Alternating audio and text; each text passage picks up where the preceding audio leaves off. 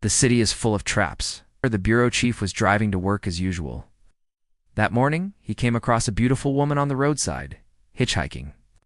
Seeing her anxious and pitiful appearance, the chief kindly offered her a ride. Not long after the car started moving, the woman suddenly fainted in the passenger seat. With no other option, the chief rushed her to the hospital. The chief felt pressure mounting. After the examination, the doctor came out with a smile and congratulated him. "Congratulations. The baby is healthy. You're going to be a father." The chief was stunned and hurriedly denied, "The child isn't mine." But the woman firmly insisted that the child was indeed his. The chief grew increasingly anxious.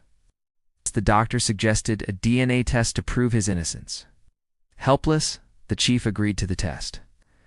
A few days later, the doctor returned with a serious expression and said, "The results are in. You have congenital infertility. It's impossible for you to father a child." The chief was deeply troubled. On his way home, the chief's mind was in turmoil. Suddenly, a horrifying thought crossed his mind. He had 2 children at home.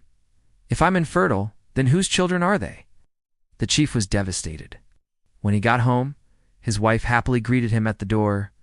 "Honey, I have good news. I went to the hospital today. I'm pregnant again." The color drained from the chief's face, and his heart completely collapsed. The chief felt life was not worth living, no matter how much his wife tried to explain. The chief couldn't bring himself to believe her. In the end, they divorced.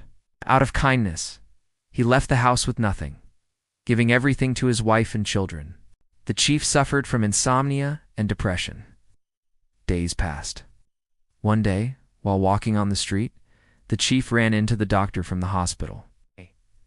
The doctor pulled him aside and whispered with a grin, "That woman was trying to scam you.